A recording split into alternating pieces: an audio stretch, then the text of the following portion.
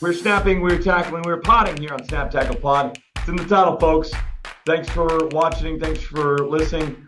I'm Mick Schaefer of KSHB 41. He is Dion Clisseau of Preps KC. The best you've ever looked, Dion. This is the best you've ever looked with the Mill Valley cap. Mill Valley hat for their championship in Bishop Miege. If I had a hat, I would. Oh, there we go. Come on, John Holmes. I would wear it. I wore the St. James hat at least a couple times the last couple of years when they won. And now I had received the St. James hat long before they'd won state champ. They don't use that logo anymore. I love it, the SGA interlocking. But no, great weekend last weekend. I know Lisa North and Garner Ridge came up short in overtime. I can't remember the last time we've had 2 overtime state championship games. Yeah, but the biggest classes too. Yeah, biggest classes too, and it's one of those things that where both did a great job. Both had great seasons, and it's a situation where so close they can look back and see things that didn't happen their way. But they really got things going, and a great weekend of football. And we still have 2 games left this weekend. We can get 4 titles. We're so close to having 4 titles last weekend, and we'll talk about those overtime games. But a chance to get 2 more this week, and we'll talk about those as we look ahead. Let's look back. We'll start with the hat on your head right here, and the logo in my heart, I guess. You're not logoed up. You're at work today, so that's why you're not logoed up. That's right. Been a busy day. But yeah, Mill Valley gets it done by the exact same score over the exact same team from a year ago, over Mays, 28-14 over Avery Johnson and Mays, and it kind of went probably like both you and I would have predicted, in that, like, okay, Mays going to break through. They're that good offensively and get a couple touchdowns, but that's it. All you're going to get with Mill Valley. And once Mill Valley got to 28, it was almost like, okay, it's over at this point. And when I did their radio show, I was talking with Ryan Wallace, who's Go Power Cat. He's and I said, there for about a quarter, I was kind of like, where's this stud kid, best quarterback ever to come out of Kansas? He doesn't look like it right now. Well, and look, he's a great quarterback, but I know this is the best team sport there is. There's 21 other guys out there, right? And but the point for both of them is that Mill Valley's defense made him look ordinary for about a quarter and a half. Yeah. And then he looked really good and kept Mays in that game for the next couple of quarters. And then eventually, your offense looked like they played mad there for about 2 quarters and jumped out. It's funny. It was about the last, about 3 minutes of the first half, and the first 3 or 4 of the second half, they scored 3 touchdowns. The game was won right there. And Hayden Jay threw 3 touchdown passes in that small span of time, 7-8 minutes of game clock. And that was it. And it was kind of poetic justice for Hayden, a guy who kind of handed off most of the playoffs and a lot of the season, because that's all they had to do. It didn't play a lot of second halves because they had 8 or 9 running clocks. He's able to come out and star in that championship game, throwing 3 touchdown passes. Yeah, no, it was impressive. And look, I'm not down on Avery Johnson. What I saw from that point on, he willed that team to get to where they were to be able to be competitive there. Even though Mill Valley pulled away, he's a heck of a quarterback, and I'm looking forward to seeing that kid play on the next level. And I think, I don't know if he'll be starting next year. I think Missouri still has that home and home with K-State, so I don't know if I'll get to see him play my team. But you never know. I mean, you never know. You never know who's all coming back, who's staying. I think he's staying in college now forever. But if Will Howard at least will be back, and he's had a great season for K-State, who's still going strong. So things looking up for the Wildcats, by the way. But for Mill Valley, I mean, it's 4 in a row, right? Yeah. At the 5A level, nobody had ever done that in Kansas. 4 in a row at 5A. As far as Kansas, had Hutch bumped up in their run? Bumped up, right? And then 3 in a row by Shawnee Mission North to start the first 3 state championships with Shawnee Mission North, and 5A was the highest class. So that's what they broke. They broke that record, and it looks like it's gonna keep going over there in Western Shawnee. Where do they fit in kind of the history of Kansas City teams? I kind of liken them to like those turn of the century Olathe North teams that we saw under Gene Weir. Yeah, pretty similar, I think, and we got to see where the run ends. I mean, it's kind of like with Miege, they had the 6 in a row, took 2 years off, and now they're back with another one. And when you start taking a solid decade and looking at it, and you've won 6, 7, maybe 8 titles, that's more Lawrence-like. I apologize to Olathe North fans. I don't remember how many it was and how many years they went in the early 2000s. I Was it 6 think and 8, or was it I think they won 6 of 7. 6 of 7 I think they were interrupted one year. I think Olathe South went there like and 99 or lost? something like that, and Yeah. then lost. Then they got back, and then yeah, I think it was. I want to say it was 6 of 7. Gene Weir 6-0 in state championship games. Joel Appleby 6-0 in state championship games. They now coach together almost. I think McCall won the other one. Did McCall win one at Olathe North? So yeah, he won one the year after, I believe, Weir left. Okay, and then Pete Flood won the other one in 2009. So Yep. a little Olathe North history. That's coming back to us. Yeah, it's 4 in a row and 6 of 8 overall for Mill Valley. It's a heck of a run. It's fun to be a part of. All right, down at 4A, you had a game Wamego team keeping up with Blue Valley. Bishop Miege, keeping up with Miege for about 2 or 3 quarters here before their talent finally took over and they got back on top, winning state. And a telling quote from John Holmes when he came on my radio show, and not in an arrogant way, he said that was one of the first times they'd been in a state championship game with a team that wanted to be there and wanted to play in that and was ready to take them on. I bet they loved it. No fear. And he said that it was great. He had nothing but prayer. And I did an interview with Weston Moody last week, and he was fantastic. And he's building a great program out there at Wamego. That's a team I'm going to be watching going forward. And it's a lot like, if the Catholics do move up, I could see some Wamego Eudora, Wamego Lewisburg, just battles going down the line. And hey, who's to say that Wamego's not battling if the Catholics don't go up? Next year they won't. I think the Catholics. I think they've was the tide raises all ships. I think we've seen much more competition over these last few years from the West Side in 4A. Well, and I think you look at what the run that Aquinas and Miege and even St. James had to go through to get Miege to that game. They beat Eudora by 1 score. Absolutely, yep. Eudora game was tight. And Piper beats Chanute, and Lewisburg had a tough game against Aquinas, but they were in that mix as well. St. James had to play Baser in the first round. Mm-hmm. I mean, that's what I'm saying. That's where the depth of that is. And so when you talk to Coach Holmes, he's like, it's definitely one of the most difficult runs they've had to do to get there.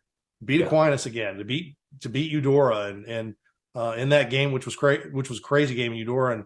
And if Eudora needed maybe 3 more bodies that weren't going both ways, then they may have had them. They may have had them. But no, it's exciting for 4A football for where it is now. And even if the Catholics do move up, I think it says a lot about 4A football, where you've got teams like Wamego and Eudora and Lewisburg and Piper and all those teams that are like, hey, we're here to play whoever we want to play. Yeah, absolutely. And look, the next year they'll still be down there, right? One more year at least. 2-year cycle. 4A. We'll see what happens with the next 2-year cycle. But hats off to John Holmes. That's their 11th state title, and I believe that breaks the record, right? That's the most. I think that they were tied with Smith Center and Lawrence at 10. I think it's all Miege now. Yeah, and they did a lot of that heavy lifting in the last decade. Yeah, they've got a lot. What is that? I mean, since 7 and 9 seasons. 7 of 9. That's a run right there. Yeah. We talk about Mill Valley's run in 5A. They won 6, right? 6 in a row before. Well, and they've won 7 and 9 and really 10 in 13 years because the 2009 title under Grunhard. And they mixed in a Class 5 championship game in 2012 where they lost to, I think, Bishop Carroll in 5A. So yeah, they've been there a ton. And then this year, I mean, Miege was one of the best teams in the city, bar none, right? And no matter what class, what state. I mean, I think they were. I think they proved themselves to be the best out of the EKL this year. And when you're the best out of the EKL, you're one of the best in Kansas City and in the state, and they proved it. So, and by the way, they won a couple Simone Awards this week as well. We'll talk about that later on in the show. Up in 6A, man, just a heartbreaker. I finally watched the overtime, the last kind of quarter where Manhattan had to come back just to tie it, to send it into overtime. And then Gardner went for it, man. They went for it. They pulled a couple offensive linemen. They just flooded the left side, and they said, we're going to get the end zone. I feel like if they would have maybe a couple more yards outside, beyond the sideline, they could have gotten to that pylon, and they came up this close. I know it's crushing, but what a game and what a season for Gardner. Yes, and as that game wound down, I got off Twitter because the stream was behind Twitter, and I didn't want to find out what was going on. So I'm watching the stream, and my poor wife needed something, and so she called me once, and every time it goes through my computer, so it cuts the stream down and pops up the phone, and I declined it and got back to the game, got it going again like that. And she did it again just right as they, and I declined it again and then saw the last play. And needless to say, I was into that game. Yeah. So I was like a little crazy when I got upstairs to find out what she needed. So there was a little bit of drama on that, but no, it's a great game. They had some fumbles. I know they'd love to have back, and they really dominated Manhattan the first quarter and a half of that game. And Manhattan won the game. They're the state champion. I don't know if they're the better team. Yeah. I think they were able to capitalize on some mistakes in this game. So it's tough for Gardner, but they've got to look back and just be thrilled with what they've done and what they can do, because now they bring back a ton of experience. Sophomore quarterback and our junior running back and Dawson Kindler that are returning. Yeah. Well, Manhattan had adjusted because Dawson Kindler was killing them with the dive. Yeah. In the first half, and they said 40 times, which is like a regular Friday or Saturday for Kindler for 128 yards. Yeah, but he was 5 to 6 yards a clip. Yeah, that's the whole deal. That yard for carry there is a killer, right? 40 for 120. You're basically getting 3 or 4 yards every time, right? And it's not like, okay, well, he got a big gainer here, but we threw him for a loss a couple times in a row. It was just. It's always straight ahead. It's always straight ahead. But no, I think that Coach Owen and that staff has done a fantastic job. It's a great town. They love their football. They love their sports. There's all kinds of great community support there. I think that Gardner Edgerton has cemented themselves as a player in 6A, and it's going to be a fun year next year in Sunflower League and in 6A, because I think we go into I think they go in as a favorite, but there's still a lot of teams that are going to be in that mix as well. A good year for the Sunflower League. Really good year. You had 2 in the semifinals in 6A. You had Mill Valley right there winning it in 5A. Good overall year for that league. All right, let's jump over to Missouri here, and another just overtime heartbreaker, and another game, Dion, where you have the losing team, this time Lee Summit North's having a lot of coulda, woulda, shouldas. Yeah, and really both those teams. I had my partner Brian. He was on his way back from vacation. He's like, was the Lee Summit North a good game? And I go, well, good in the sense that it was overtime and exciting in that sense. I said, I don't think they're sending that film to the Hall of Fame anytime soon with 31 combined penalties and 330 penalty yards. But that was back and forth. Their best players made plays on both sides of the ball. Love for CBC made plays. Elijah Leonard had a game of his life, over 400 yards passing. Isaiah Mosey. That's one of my takeaways from that game, is that kid's really good, and he's going to be really good because he's only a sophomore. Had a big game for them, and Lee Summit North has arrived. I mean, they got to the state championship game, win or lose. They are among the elites, and now they've got to kind of stay on top of that mountain, because the problem for them is that Liberty North's still there, Ray Peck is still there, and those are teams that have played for and won championships. And oh, by the way, the Blue Springs Souths and Rockers are getting back in the mix, which is great for us here in Kansas City. It just makes it tougher for we may be diving back into the time where we'd send a team to the state championship game and they'd lose because they were so beaten up, and a CBC or somebody like that was fresh and good. So it's going to be tough, but I think that hats off to Coach Mosey and that entire staff and what they've done there for a program that they took over that had no history of any type of postseason success at all. Another game too where Lee Summit North was up in the fourth quarter. Yeah, and CBC not only needed a touchdown to come back in time, but a touchdown and a 2-point conversion. They end up getting it going into overtime, and CBC is the only team to score in OT. No. Yeah, it was they had a chance there at the end with a field goal and it didn't work out. They had 2 shots at it, and it's it's tough, and it's not that kid's fault. I mean, there's in a game with 31 penalties and 300 yards, there's not everyone can raise their hand and say, I could have done better, or it's not my fault. It's everyone's. That's definitely a combined team win and or loss. But the effort was so fantastic. Those kids left it out on the field. Absolutely. And I watched all that, and it was just, they answered the bell and CBC answered the bell, and it was back and forth, and there was some high tension there. I'm talking to a buddy of mine from St. Louis, who's a St. Louis guy, who thinks that Love from CBC should have been kicked out after his personal foul from what happened. And I will say this, I had it on in the background, so I was listening to it as much. I would flip in and out as I was editing video and doing other things from the other games that were played during the day. But no, it was a fun game in that sense, and both teams it was really fun to watch. Down in Class 4, Smithville loses 37-23 to St. Mary's. I don't know if Smithville giving up 37 points all season long. Must be an outstanding St. Mary's offense to do that to the defending champs. Just kind of warm out. I mean, Smithville had an early lead. I think it was 16-0, and then just were up 23-7, and then didn't really score again. And St. Mary's wore them out, and that's a St. Mary's team that is a defending Class 3 state champion. Brought a lot of players back to that team.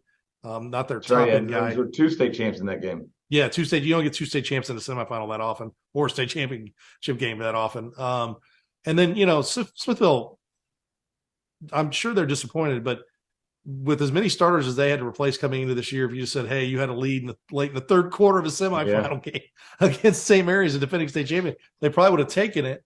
But they were close enough again. That's 3 straight semifinals. They lost a close one to Helias a few years ago, late in the fourth quarter. This one kind of got away from them, but that's a good St. Mary's team, and that's a good Smithville team. So it's disappointing, but hats off to them. And I think that probably was the state championship game, because St. Mary's is going to play a St. Dominic team. I think they beat by 4 or 5 touchdowns the first time around.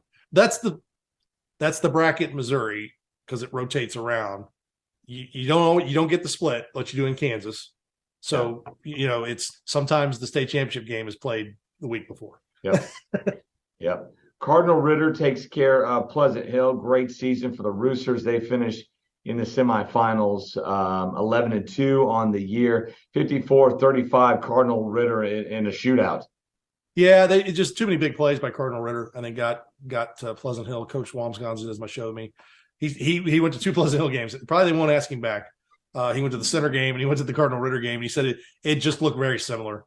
Yeah. The things that gave Pleasant Hill problems with center, Cardinal Ritter was the same way. And he goes, I wonder if center, because center and Pleasant Hill are both kind of in that mix, right at the top of 3 and bottom of 4. He goes, if center was down in 3, I think maybe they match up with Cardinal Ritter. It's just, but the thing, if you're a Pleasant Hill fan, I know you're disappointed. You want to have a chance to go to the state championship. First semifinals in 75. And they've never won a state title. They went to the state championship game in 74. So back-to-back semifinals. But this program was 0-10 4 years ago. These seniors were 0-10 when they were freshmen.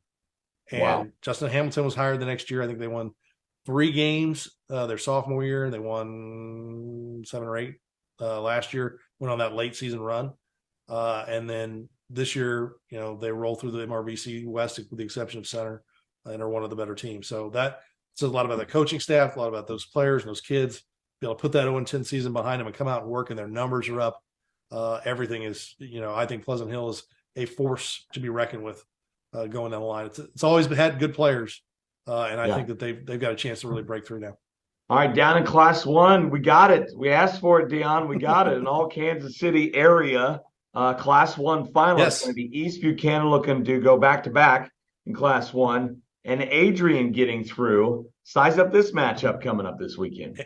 Adrian, the Fighting Cole Youngs. The funny thing about this, from there? Nice. Yes, he graduated from Adrian, and he is their PA announcer. So Great. He got a little extra work, and his son Dawson helped with the music at times in the blowout games this year. So no, I think what you're seeing is the Class 1 football.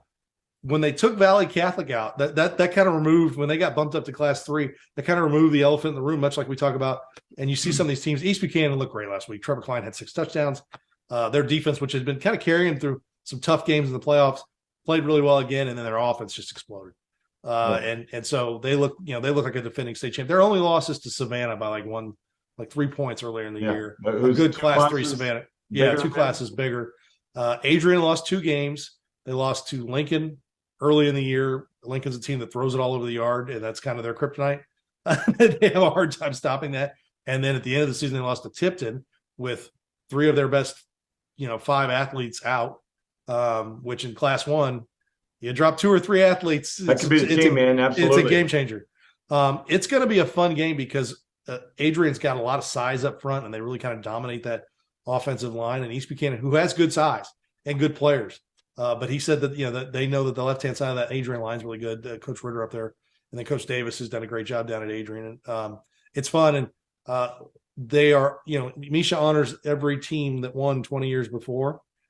So Adrian people were already going to be at the game because they won the state championship in 2002. I was talking to Jason West. He said before Adrian won, they had sold 68 tickets to the Adrian people to come down just for the little reunion of being honored by the state, which I guess in Class 1, I mean, think about it. There's like 30 guys on that team, and 68 people are coming down, down for that game. And so I've already told Coach Davis and Cole that if there's some sort of robbery outbreak in Adrian at 3:00 on Saturday, tall guy, dark hair, wearing Preps KC shirt had nothing to do with it. So I'm not trying to encourage crime, but there's not going to be a lot of people in Adrian on Saturday, and there's not going to be a lot of people in Gower either on Saturday, because I think that East Buchanan travels well, and it's these two programs have been really good. I mean, Adrian was in the semifinals against Mid Buchanan a couple of years ago, and it's fun. There's a lot of respect between the two of them.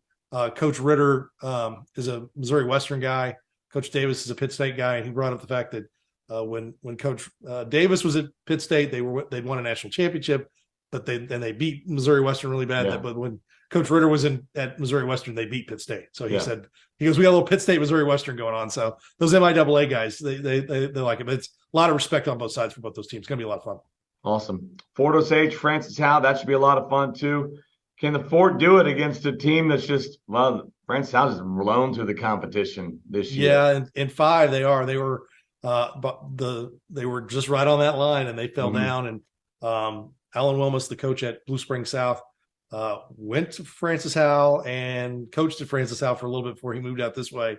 We have a beveraged wagered back the hometown teams. We have he and I he was doing the same thing I was doing, except I was working on Saturday. He was watching streams of games, and we were texting back and forth. And he said, no, he said, and I've got kind of backup on this from some of the St. Louis people.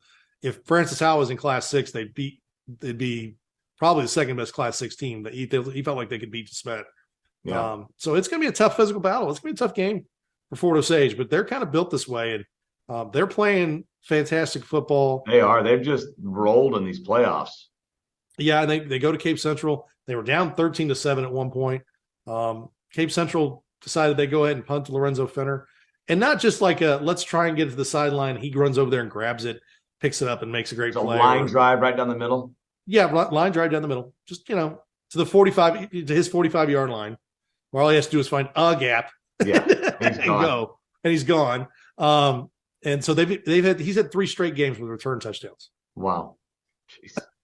And then, by the way, they've got River Peppers, who's an outstanding sophomore tailback. Their other receivers have been playing great. Greg Minnie, their quarterback, who I had not seen him in person or even on video until about 5 weeks into the season, and our own Ryan Edwards went out the game. He's doing his post-game interviews. I know what Greg Minnie did in the offseason, because I asked Brock Bull, I said, did he have a couch or a bed there at the weight room? Because he looks more like their starting middle linebacker than their quarterback, and he's tough, and he likes to initiate contact, and he's good. He's not gonna Sam Van Dyne you, and 24 touchdowns, no interceptions, but he's gonna get the ball to where it needs to go, and he's tough and physical. And there's a kid who had a tough end of last season. I mean, he fumbled the ball in the semifinal game, and he's come back and answered all, and is a leader and a good kid.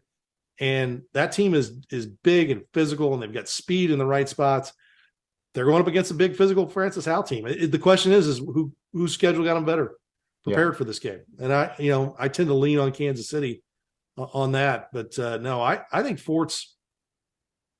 I like them a lot in this game. Not big. I think it's gonna be a good close game, but if they could, the biggest thing for Fort is if they don't turn the ball over and give teams extra possessions and make their defense go out there a little more. When they're moving the chains and doing things, even if they don't score sometimes, their physicality will wear it. Now, Francis Howell matches their physicality, so it's going to be a fun game.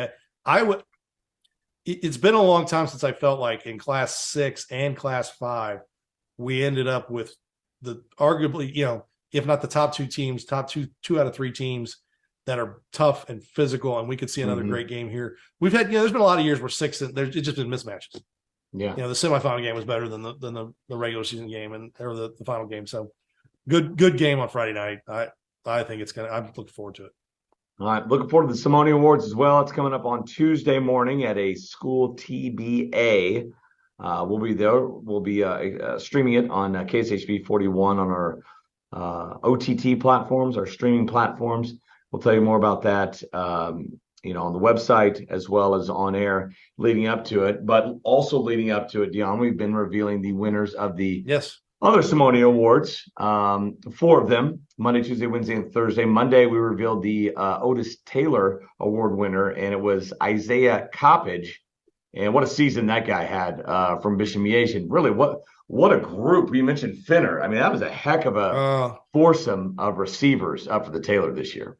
Yeah, and the final 4 were Isaiah, Finner, Josh Manning from Lee Summit is going to Mizzou, and then Jaden Riddell, who even if he had won, would not have been available to watch it on video because there was a picture of him shaking Nick Saban's hand in Tuscaloosa, Alabama on Monday afternoon. So that's where Jaden was. That's where he's at. Yeah. So that tells you the depth of that group. And Isaiah just had a great year and made plays, and he was so consistent in everything he did. And even, Coach Holmes said, even as the year went on and teams shut him down, he may only have 4 or 5 catches that week, but he would make the impact and do the things off the ball to help get other guys open. Yeah. On Tuesday, we did the Bell. It's the small class lineman linebacker, best lineman linebacker in the small classes. And another good field, and you and I are talking maybe the upset of the Simone so far, and D-Rock Tafik from center. Yeah, and I think Camden Beebe definitely had the name recognition.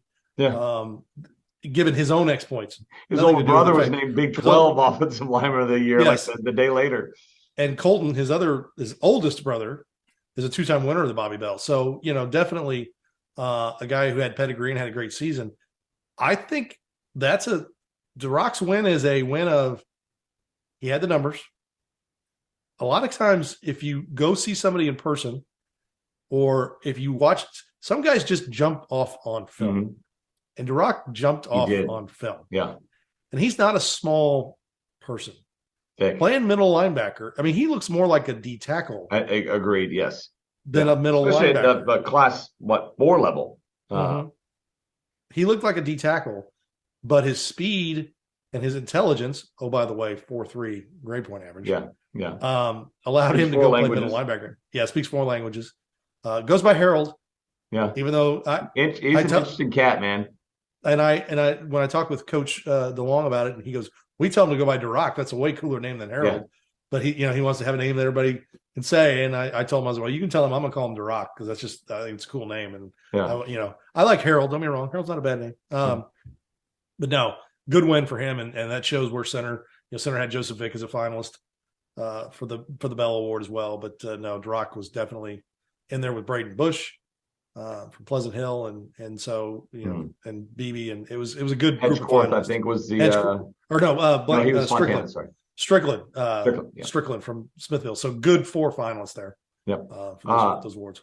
Fontana on Wednesday. I mean, look, somebody had to throw Isaiah Coppage the ball, and it was Mac Armstrong. He threw a lot of guys the ball. 39 touchdowns, over 3,800 yards in 13 games. State champion. I mean, he checked all the boxes, did Mac. 73% completion percentage. 73%, that too. And we're not talking 2-yard cross the line, turn around, and get guys in space. They throw the ball downfield. They don't. I mean, and it gets good competition too in the EKL. They played Rockhurst. I mean, we talked about the Momigo team they played. Yeah, they definitely. He checked the boxes there, and another good field there with Hedgecorth and Bell or Vic. And so it's definitely and Sean Carroll, obviously from St. Thomas Aquinas, a good field in that one as well. That were the final 4, and Mac kind of came out of the box as the leader, I think, in most people's minds because people were talking about him early, and then other players stepped up and made there was a good ballot all the way around, and then I think in the end, driving through that state championship and finishing with those games that they had against those tough teams and the way he played really probably elevated him to that award. And then the Buchanan, as we're taping it right now, we haven't revealed who the Buchanan winner is, Dion, but by the time this comes out, we will have, so we can talk about it. Melvin Laster from Liberty North, and no, this isn't a repeat of 2021. He's winning it again in 2022. Yeah, and he just, edged out Caden Green for that. And man, what a group of players on that ballot. in that And Final Caden Green's Four. up for the Simone as well. And he's up for the Simone Award. He's a finalist for the Simone Award. And Edric Hill and PJ Adebayo from North Kansas City, the other two finalists. And, our depth in that position has been good for a long time and is going to be good for a much longer time to come. We've got sophomore, Melvin's just a junior. He's not going anywhere. We got some sophomore over from Mill Valley who's dominant, Jaden Woods. Yep. He's the Kansas non-senior defensive player of the year, all classes. So there's a lot of good young players coming too. So definitely a guy who didn't make the ballot from Lee Summit North, Williams Narnia, I think is how you say his name. Outstanding D lineman for them. So that's the one thing that if you're a Power 5 school, I think you can come to Kansas City and pick off 3-4 players every year. It seems they're learning now. Yeah, we're definitely producing. That's one to keep an eye on, and Melvin wins that award again as a junior now. Mm-hmm. And then the last but not least, of course, the Simones, the final 4 candidates there. You have Malik Oatis from Sandwich Northwest on the Kansas side with Caden Green, Lee Summit North. We talked about him. Kendrick Bell, the quarterback from Park Hill, and then Sam Van Dyne, quarterback from Liberty North. Yeah, great group. And you see an offensive lineman in Caden Green make the move in there, and Malik Oatis says a lot about him. He only played 9 games. Yeah. They lost in the first round, and he had over 2,000 yards and 30 touchdowns. And that's a guy that was a senior on a very young team and made big steps there. And Sam Van Dyne, 24 touchdowns, no interceptions. That's amazing. I mean, he had like 1 or 2 going in the state championship game last year. I think he threw 4 in the state championship game. He didn't do that against CBC this time around. I mean, he was as good as he could be. They just didn't have enough to get CBC, but just an accurate guy. And their offense didn't call for, they were very balanced through the most of the season. When Micah Joe Barnett went down, they had to throw the ball a little more, and he stepped it up in his game. He stepped right into that role, and his game got even better. On the flip side of it, Kendrick Bell, they were behind a lot of times or were in shootouts a lot of times, and he had to answer the bell and come out when teams know that's all they were going to do was throw the ball. And he's able to put up big numbers. And then Caden Green, funny story, I'm watching the state championship game, and Jim Powers and Bo Bayman, who are doing the color and play-by-play for Misha. Very nice guys. I've done games with both of them. They work hard, but sometimes when you're doing 6 classes of games, it's not easy always to be as informed as you may need to be. About midway through the second quarter, they're like noticing that Lee Summit North is really running over the left-hand side a lot. Yeah. Even if they're on the hash on the short side of the field, they're still going to the left. So I texted Jim and I go, that's because there's a guy named Caden Green over there who's like the number 5 guard in the country, who's been to, all this other stuff like that. And he went on the air and said, Dion from Preps KC has let us know that. So yeah, no, it's he was as impressive against anybody, CBC had. And so he's good against the best. Yeah. And that was really an outstanding season for him. So what a great, in a wide open year, we had really good candidates in almost all of our, in all of our categories. But, we even filling out the 10 was tough to get to the ballot, and then the coaches and the media vote on that. And it's like 57 total people between coaches and media vote. It's equally split on each side with the coaches. And so that's a good group, and we appreciate the work that the coaches put in. And here, I'll tell you, if you think these coaches just get a ballot, flip it back in, they don't. I heard from some that, hey, you need to tell some of these kids they need to update their huddle film. I like what they did in the first 3 weeks. I want to see what they did. Good. They're, the ones who aren't playing games sometimes are like, well, what am I going to do? I'll sit around Thanksgiving weekend. I'll watch some huddle film. So, they really do work hard to try and get those votes as informed as they can. And no, it's fun.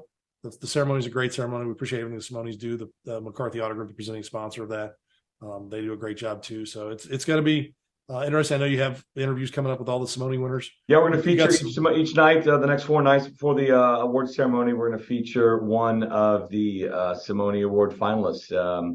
And so I think we'll probably go in order on Friday night, start alphabetical order with Bell, and then we'll do Green, and then Oatis, and then Van Dyne.